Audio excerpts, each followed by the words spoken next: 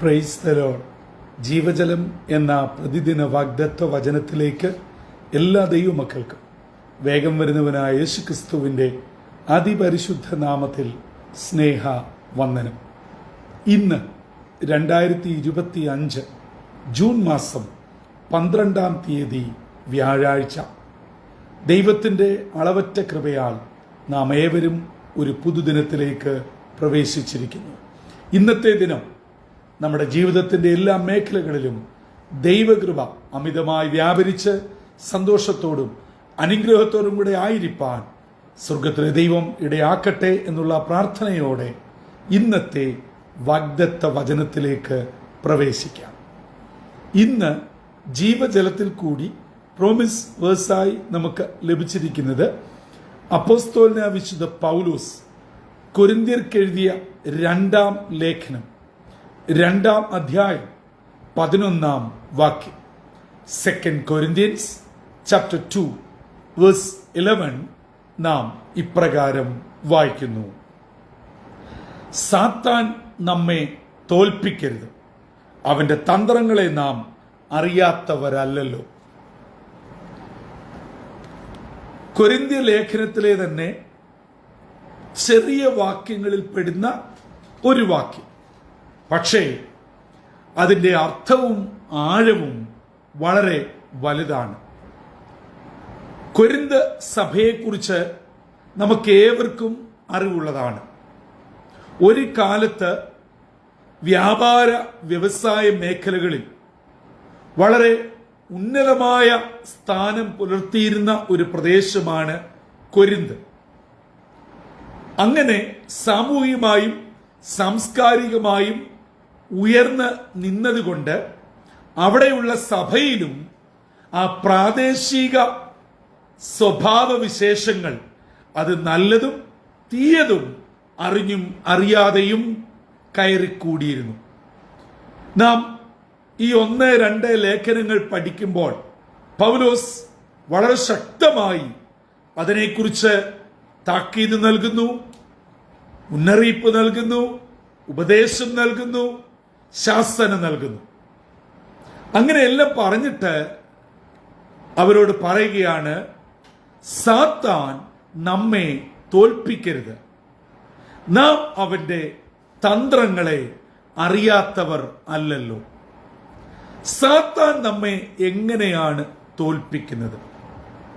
നമ്മൾ ഈ നാളുകളിലെ പത്രമാധ്യമ ദൃശ്യ വാർത്താ ചാനലുകളൊക്കെ കാണുകയും വായിക്കുകയും ചെയ്യുമ്പോൾ കൊലപാതകങ്ങളും മദ്യ മയക്കുമരുന്ന് മാഫിയകളും മറ്റ് അനിഷ്ട സംഭവങ്ങളും ഒക്കെ കാണുമ്പോൾ നമ്മൾ പറയും, എല്ലാം പിശാചിന്റെ അടിമത്വത്തിലാണ്, അന്ത്യകാലമാണ്, സാത്താൻ എല്ലാവരെയും നിയന്ത്രിക്കുകയാണ്. നമ്മളൊക്കെ പലപ്പോഴും ഇങ്ങനെയുള്ള വലിയ വലിയ സംഭവങ്ങളെയാണ് സാത്താന്റെ കൈപ്പിടിയിൽ ഒതുക്കിയിരിക്കുന്നതെന്ന് പറയും. എന്നാൽ ഒരു വിധത്തിൽ പറഞ്ഞാൽ ഈ അനാത്മീയരായി ഇങ്ങനെയുള്ള കാര്യങ്ങൾ ചെയ്യുന്നത് 100 അല്ല 101% തെറ്റാണ്, പാപമാണ്, പാടില്ല. പക്ഷേ അതിലും ഭീകരമാണ് ആത്മീയർ എന്ന് പറയുന്ന ഇന്നത്തെ വിശ്വാസഗോളത്തിലെ ദൈവമക്കൾ ചെയ്യുന്ന ഭീകരമായ അവസ്ഥകൾ. നമ്മൾ ക്ഷമിക്കണം, സ്നേഹിക്കണം, കരുതണം, വിട്ടുകൊടുക്കണം, ചേർത്ത് പിടിക്കണം എന്നൊക്കെ പറയും, പഠിപ്പിക്കും. പ്രാർത്ഥനാ സമയത്തും പ്രസംഗത്തും ഇതൊക്കെ ചെയ്യും. പക്ഷേ സഭയ്ക്കകത്ത് തന്നെ ചെയ്യുന്നത് നമുക്കിഷ്ടമില്ലാത്ത ഒരാളെ, അല്ലെങ്കിൽ ഉള്ള സത്യം വിളിച്ചു പറയുന്ന ഒരാളെ എങ്ങനെ മിണ്ടാതാക്കാം, എങ്ങനെ ഒഴിവാക്കാം, എങ്ങനെ സഭയിൽ നിന്നും പുറത്താക്കാം. എന്നിട്ട് നമ്മൾ പാടുകയാണ്, കർത്തൃകാഹളം യുഗാന്ത്യ കാലത്തിൽ ധ്വനിക്കുമ്പോൾ, ആ പേര് വിളിക്കുമ്പോൾ എന്റെ പേരും കാണും. ഭക്തനായ പാട്ടുകാരൻ ജീവിതത്തിന്റെ പ്രത്യാശയിൽ പാടിയ പാട്ട് ദൈവമായിട്ടോ ദൈവജനമായിട്ടോ ഒരു ബന്ധമില്ലെങ്കിലും പാടിക്കൊണ്ട് ചെയ്തു കൂട്ടുന്നത് ഇതൊക്കെയാണ്. പക്ഷേ നമ്മൾ സാത്താന്റെ അധീനതയിലല്ല. കാരണം പള്ളിക്കകത്തല്ലേ, ചർച്ചിന്റെ കോമ്പൗണ്ടിലല്ലേ. അപ്പൊ പിന്നെ ചെയ്യുന്നതൊന്നും സാത്താന്റെ അധീനതയിലല്ലല്ലോ.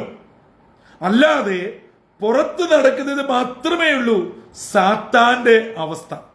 വചനം പറയുന്നു, സാത്താൻ വെളിച്ചദൂതന്റെ വേഷത്തിലും വരും. അപ്പോൾ നമ്മുടെ സഭയ്ക്കകത്ത് ഞാൻ നിങ്ങളും കൈയടിച്ച് പാടുമ്പോൾ നമ്മിൽ കൂടെയും സാത്താൻ വന്നുകൊണ്ടിരിക്കുകയാണ്. എല്ലാവരിലുമല്ല. ഞാൻ പറയുന്നതിന്റെ ആത്മീയ പൊരുൾ ഇന്ന് പകൽ ദൈവമക്കൾ മനസ്സിലാക്കണം.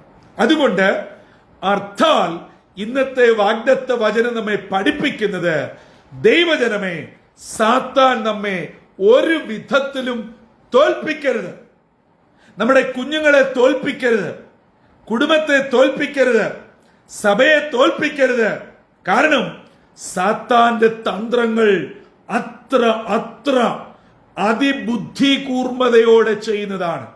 അത് ഏദൻ തോട്ടത്തിൽ ഹവ്വയിൽ കൂടെ ആരംഭിച്ചത് ഇന്നും നിർബാധം തുടരുകയാണ്.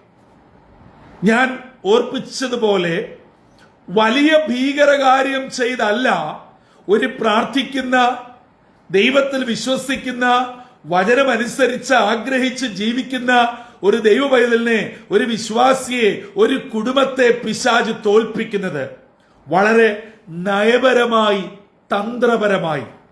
അല്പം കൂടെ വചനാടിസ്ഥാനത്തിൽ പറഞ്ഞാൽ നാം അറിയാതെ നമ്മെ പിശാച് തോൽപ്പിക്കും. അതിന് ഒരു പ്രധാന ഉദാഹരണം പുറപ്പാട് പുസ്തകം 32-ാം അധ്യായത്തിൽ നാം കാണുന്നു. ദൈവം പറഞ്ഞിട്ട് ഇതാ മോശ കൽപ്പലകൾ വാങ്ങുവാൻ ദൈവസന്നിധിയിൽ കയറിപ്പോയി. എന്നാൽ മോശ വരാൻ വൈകിയപ്പോൾ അഹരോനോട് ജനം ആകമാനം ആവശ്യപ്പെട്ട കാര്യങ്ങൾ നാം വായിക്കുന്നു. ദൈവം മോശയോട് പറയുകയാ, നീ ചെല്ല്, ജനം വഷളായിരിക്കുകയാ, അവർ എന്നിൽ നിന്നും അകന്നുപോയി, അവർ മറ്റൊരു ദൈവത്തെ ചോദിക്കുന്നു, ഞാൻ അവരെ ദണ്ഡിപ്പിക്കും, ഞാൻ അവരെ ശിക്ഷിക്കും, ഞാൻ അവരെ തകർത്ത് കളയും. ഇത് കേട്ട് മോശ ദൈവത്തെ ശാസിക്കുകയാണെന്ന് പറയാൻ പറ്റത്തില്ല, പക്ഷേ ദൈവത്തെ അനുനയിപ്പിക്കുകയാണ്. ദൈവത്തോട് എന്താ പറയുന്നത്? ദൈവമേ, നീ അങ്ങനെ അവരോട് ചെയ്യരുത്. ചെയ്താൽ മിസ്രൈമിൽ നിന്നും അവരെ പാടുപെട്ട് കൊണ്ടുവന്നതൊക്കെ വെറുതെയായി പോകും. നീ അങ്ങനെ ഒരിക്കലും ചെയ്യരുത്. അതുകൊണ്ട് ദൈവത്തെ സാഹചര്യങ്ങളൊക്കെ പറഞ്ഞ് ബോധ്യപ്പെടുത്തി, ഒരു വിധത്തിൽ പറഞ്ഞാൽ ദൈവത്തെ തണുപ്പിച്ച് ശാന്തമാക്കി. നാം വായിക്കുന്നു, മോശയുടെ ഈ നയപരമായ സമീപനം കൊണ്ട് ദൈവം ഇസ്രായേൽ ജനത്തോട് ചെയ്യും എന്ന് തീരുമാനിച്ചത് ദൈവം അയവ് വരുത്തി. എന്നാൽ താഴോട്ടിറങ്ങിയപ്പോൾ ഇതേ മോശ, വചനം പറയുന്നു, ഭൂമിയിലെ അതിസൗമ്യനായ മോശ എന്നാണ് വചനം പറയുന്നത്. ഈ മോശ താഴോട്ടിറങ്ങിയപ്പോൾ നേരെ വിപരീതമാ ചെയ്തത്. നാം വായിക്കുന്നുണ്ട്, ആ പർവ്വതത്തിന്റെ അടിവാരത്ത് തന്നെ ദൈവം എഴുതിയ, ദൈവത്തിന്റെ കൈപ്പട പതിഞ്ഞ 2 കൽപ്പനകളും എറിഞ്ഞൊടിച്ചു. നോർത്തു നോക്കിയേ, ദൈവത്തോട് കോപിക്കരുതെന്ന് പറഞ്ഞ അതേ മോശ സാഹചര്യത്തിന്റെ സമ്മർദ്ദം നോക്കിയാൽ ജനുവിനാണ്, എല്ലാം കറക്റ്റാണ്. ദൈവം നേരിട്ടെഴുതിയ കൽപ്പനകൾ എറിഞ്ഞുടച്ചു. അതികോപിഷ്ഠനായി മാറി. അഹരോനോട് പോലും ചോദിക്കുന്ന ചോദ്യം നാം 32-ാം അധ്യായത്തിൽ വായിക്കുന്നു. ദൈവമക്കളെ, ഇതല്ലയോ നമ്മുടെയൊക്കെ ജീവിതത്തിൽ ഇന്നും നടന്നുകൊണ്ടിരിക്കുന്നത്? അവരോടൊന്ന് ചിന്തിച്ചാട്ട്. ചിലർ തീരുമാനിക്കും, ഞാൻ ഇന്ന് മുതൽ മദ്യപിക്കുകയില്ല. അന്ന് ഒരിക്കലും വരാത്ത ഓഫർ വരും. ഇന്നു മുതൽ ഞാൻ എൻ്റെ കുഞ്ഞുങ്ങളെ ശാപവാക്കുകൾ പറയുകയില്ല. ഒരിക്കലും വഴക്കുണ്ടാക്കാത്ത പിള്ളാര് അന്ന് വഴക്കുണ്ടാക്കി, അന്ന് വരെ പറയാത്ത വാക്കുകൾ അമ്മയും അപ്പനും പറഞ്ഞിരിക്കും. ഇന്ന് ഞാൻ ആരോടും പിണങ്ങുകയില്ല, അനാവശ്യമായ ഒരു വാക്ക് പറയത്തില്ല, കള്ളം ചെയ്യത്തില്ല. ഇനി ഞാൻ ദേഷ്യപ്പെടുകയില്ല. ഇങ്ങനെ പല തീരുമാനങ്ങളും നമ്മൾ എടുക്കുന്ന ആ ദിവസം സന്ധ്യയാകുന്നതിന് മുമ്പേ അതിശക്തമായ നിലയിൽ മുൻപെങ്ങുമില്ലാത്തതുപോലെ നമ്മളത് ലംഘിക്കുകയും അതിർവരമ്പ് കടക്കുകയും ചെയ്യും. സാത്താൻ നമ്മളെ തോൽപ്പിച്ചില്ലേ? ശരിയല്ലേ? ഇതല്ലയോ പ്രിയമുള്ളവരെ ഓരോ ദിവസവും നമ്മുടെ ജീവിതത്തിൽ നടക്കുന്നത്? ഞാനിനിയും ഇങ്ങനെയുള്ള ബാക്ക് ക്യാൻസർ പറയുകയില്ല, എടുത്തടിച്ചതുപോലെ വർത്താനം പറയത്തില്ല, നെഗറ്റീവ് പറയുകയില്ല, നെഗറ്റീവ് ചിന്തിക്കത്തില്ല, സന്തോഷമായിരിക്കും, ഉപവസിക്കും, പ്രാർത്ഥിക്കും. ഇങ്ങനെ ഒത്തിരി ഒത്തിരി തീരുമാനങ്ങൾ എടുക്കും. പക്ഷേ അതിനൊന്നും 24 മണിക്കൂർ ആയുസ് പോലും ഇല്ല എന്നുള്ളതാണ് പരമാർത്ഥം. അങ്ങനെയുള്ളവർ എന്നെ കേൾക്കുന്നെങ്കിൽ ചിന്തിച്ചോണം. പ്രിയമുള്ളവരെ, സാത്താൻ നമ്മെ കീഴ്പ്പെടുത്തിയിരിക്കുന്നു, തോൽപ്പിച്ചിരിക്കുന്നു. ഒരുപക്ഷെ കൊലപാതകം ചെയ്തിട്ടില്ലായിരിക്കാം, മോഷ്ടിച്ചിട്ടില്ലായിരിക്കാം, മറ്റുള്ള പ്രവൃത്തികളൊന്നും ചെയ്തില്ലായിരിക്കാം. പക്ഷേ അതല്ല ഒരു ദൈവ പൈതലിന്റെ അജണ്ട എന്ന് പറയുന്നത്. അതുകൊണ്ട് ഇന്ന് ഈ പ്രഭാതത്തിൽ ഇന്നത്തേക്കുള്ള വാഗ്ദത്ത വചനം കേട്ടുകൊണ്ടിരിക്കുന്ന സഹോദരങ്ങൾ, ഒരു വിധത്തിലും സാത്താന് പിടികൊടുക്കരുത്. നാം അവന്റെ തന്ത്രങ്ങളെ അറിയാത്തവരല്ലല്ലോ. അതെ, പഴയ പാമ്പായ കൗശലക്കാരൻ ഏതു വിധത്തിലും നമ്മെ തകർത്ത് കളയും. അതുകൊണ്ട് പത്രോസ് അപ്പോസ്തലൻ പറയുന്നുണ്ട്, അലറുന്ന സിംഹം എന്ന പോലെ നമുക്ക് ചുറ്റും ആരെ വിഴുങ്ങേണ്ടു എന്ന് വിചാരിച്ച് ഊടാടി നടക്കുകയാണ്. അതുകൊണ്ട് സാത്താൻ നമ്മെ തോൽപ്പിക്കരുത്. എന്നെ കേട്ടുകൊണ്ടിരിക്കുന്ന യുവജന സുഹൃത്തുക്കളെ, മാതാപിതാക്കളെ, നമ്മുടെ കുഞ്ഞുങ്ങളോട് ഇത് പറഞ്ഞു കൊടുക്കണം.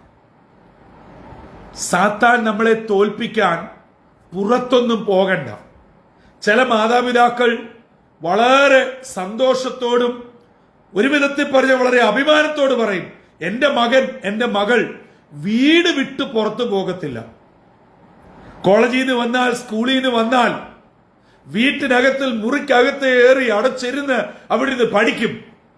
ഞാൻ പറയട്ടെ, ഇങ്ങനെ പറയുന്നവരിൽ, ചെയ്യുന്നവരിൽ 99% ലോക കള്ളരാണെന്ന് പറയേണ്ടിയിരിക്കും. കാരണം കാലം അത് തെളിയിച്ചുകൊണ്ടിരിക്കുകയാണ്.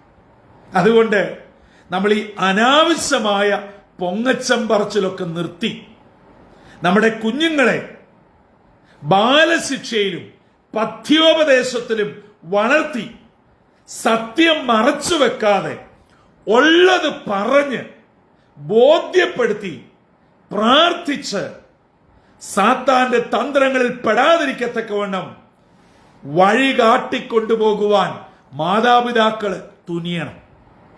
അല്ലാതെ എന്റെ മകനാ, എന്റെ മകളാ, കുറവും പോരായ്മയെ കണ്ടാൽ പൊതിഞ്ഞു കെട്ടരുത്. അത് ചൂണ്ടിത്തരുന്നവരെ ക്രൂശിക്കരുത്. നിങ്ങൾ അതിനെ പൊതിഞ്ഞു വെക്കുന്നിടത്തോളം ഒരു വലിയ ഭീകര, വലിയ ബോംബായി അത് മാറുകയാണ്. നിങ്ങൾ അറിയാതെ അതിനെ വളർത്തുകയാണ്. മറക്കരുത്, നാം സാത്താന്റെ തന്ത്രങ്ങളെ അറിയാത്തവരല്ലല്ലോ. നാം സാത്താന്റെ തന്ത്രങ്ങൾ അറിയുന്നവരാണെങ്കിൽ നിശ്ചയമായും അതിന് തക്കവണ്ണം മുൻകരുതലോടെ ജീവിക്കണം. സാത്താൻ നമ്മെ തോൽപ്പിക്കരുത്. നമ്മുടെ കുഞ്ഞുങ്ങളെ ചോദ്യം ചെയ്യേണ്ടടുത്ത് ചോദ്യം ചെയ്യണം, സംശയിക്കേണ്ടടുത്ത് സംശയിച്ച് അത് അവരോട് ചോദിച്ച് ക്ലാരിഫൈ ചെയ്ത് ഉറപ്പുവരുത്തണം. നമ്മുടെ കൂടെ പള്ളി വന്നതുകൊണ്ടും ഫെയ്ത്തോമിൽ വന്നിരുന്നുകൊണ്ട് കൈയടിച്ച് പാടിയത് കൊണ്ടും കീബോർഡ് വായിച്ചത് കൊണ്ടും ഗിറ്റാർ വായിച്ചത് കൊണ്ടും അരമണിക്കൂർ നിന്ന് പ്രസംഗിച്ചത് കൊണ്ടും വേദപുസ്തകം ആദ്യോടന്ത് ഇൻഡെക്സ് പറഞ്ഞത് കൊണ്ടും വിശുദ്ധരാകുന്നില്ല. ക്രമീകരിക്കേണ്ട ഭാഗം ക്രമീകരിക്കുക തന്നെ ചെയ്യണം. അതുകൊണ്ട് ഇന്ന് പകൽ വളരെ ഗൗരവത്തോടെ പ്രായഭേദമന്യേ നാം ഏവരും ഓർക്കണം, സാത്താൻ നമ്മെ തോൽപ്പിക്കരുത്. തലകളെ വണക്കാം, പ്രാർത്ഥിക്കാം. ഞങ്ങളുടെ ഉടയവനും പരിപാലകനും സൃഷ്ടിതാവുമാകുന്ന ദൈവമേ, സ്വർഗീയ പിതാവേ, അനുഗ്രഹമേറിയ പുത്തൻ പ്രഭാതത്തിനായി സ്തോത്രം. പലപ്പോഴും ഞങ്ങൾ ആത്മീയമായി സ്വയം ഉയരുകയും പുകഴുകയും ചെയ്യുമ്പോൾ ഞങ്ങൾ അറിയാതെ സാത്താൻ ഞങ്ങളെ തോൽപ്പിച്ചുകൊണ്ടിരിക്കുന്നു, കീഴ്പ്പെടുത്തിക്കൊണ്ടിരിക്കുന്നു എന്നുള്ള വലിയ സത്യം പൗലോസ് അപ്പോസ്തലനിൽ കൂടെ ഞങ്ങളെ കേൾപ്പിച്ചതിനായി സ്തോത്രം. ഞങ്ങൾ സാത്താന്റെ പ്രവൃത്തികളെ, തന്ത്രങ്ങളെ അറിയാത്തവരല്ല എന്ന് പറയുന്നുവെങ്കിലും അറിഞ്ഞും അറിയാതെയും കീഴ്പ്പെട്ടു പോകുന്ന കുറവ് ഞങ്ങളോട് ക്ഷമിക്കണമേ. അതുകൊണ്ട് സാത്താനോട് എതിർത്തു നിന്ന് പ്രാണത്യാഗത്തോളം ശക്തമായി മല്ലിടുവാൻ ദൈവകൃപ ഇന്ന് പകൽ ഞങ്ങളുടെ മേൽ ചൊരിയണം. ഞങ്ങളുടെ തലമുറകൾ, ഞങ്ങളുടെ കുടുംബാംഗങ്ങൾ, ഞങ്ങളുടെ സഭകൾ, ഞങ്ങളുടെ വ്യക്തിജീവിതങ്ങൾ സാത്താന് കീഴ്പ്പെടാതെ വണ്ണം ദൈവകൃപയോടെ ജയിപ്പാനുള്ള ഉയരത്തിലെ അമിതമായ ശക്തി ഞങ്ങളുടെ ഈ മൺകൂടാരങ്ങളിൽ പകരണമേ. ഇന്നത്തെ ദിനം അനുഗ്രഹത്തിന്റെ, നന്മയുടെ, സന്തോഷത്തിന്റെ ദിനമായി ദൈവകൃപയോടെ ജീവിപ്പാൻ ഞങ്ങളെ ഒരുക്കണമെന്ന് യേശു മശിഹാ മൂലം അപേക്ഷിക്കുന്നു. കൃപയോടെ കേൾക്കുമാറാകണമേ. ആമീൻ, ആമീൻ, ആമീൻ. പ്രിയ ദൈവമക്കളെ, ഇന്നത്തെ ദിനം സന്തോഷത്തോടും അനുഗ്രഹത്തോടും കൂടെ ജീവിപ്പാൻ കർത്താവ് നമ്മെ സഹായിക്കട്ടെ. വാക്കിനാലോ ക്രിയയാലോ പ്രവൃത്തിയിലോ എങ്ങും പിശാച് നമ്മെ തോൽപ്പിക്കുവാൻ ഇടവരരുത്. പിശാചിന്റെ സകല പ്രവൃത്തികളെയും നമുക്കറിയാം എന്ന് പറയുമ്പോൾ അതിനെ എതിർക്കണം, തിരിച്ചറിയണം. ശക്തമായി പിശാചിനെ വചനം കൊണ്ട് കർത്താവ് തന്റെ പ്രധാന പരീക്ഷണത്തിൽ തോൽപ്പിച്ചതുപോലെ വചനമെന്ന വാളെടുത്ത് പിശാചിനെ വെട്ടി അതിജീവിച്ച് ഇന്നിന്റെ ചലഞ്ചസിനെ ഏറ്റെടുക്കുവാൻ നമ്മെ ദൈവകരങ്ങളിൽ ഏൽപ്പിക്കാം. അങ്ങനെ അനുഗ്രഹിക്കപ്പെട്ട ജീവിതത്തിന്റെ ഉടമകളായി നാം ആയിരിക്കുന്ന ഇടങ്ങളിൽ കർത്താവിനോട് ചേർന്ന് ജീവിപ്പാൻ സർവശക്തനായ ദൈവം നമ്മെ ഇടയാക്കട്ടെ. അതിന് ഇന്നത്തെ വാഗ്ദത്ത വചനം നമ്മെ ഒരുക്കുകയും ചെയ്യട്ടെ. കർത്താവിന്റെ ശ്രേഷ്ഠമേറിയ മുന്തിരിത്തോട്ടത്തിൽ നിന്നും brother Santhosh Kodukulanji. God bless us all.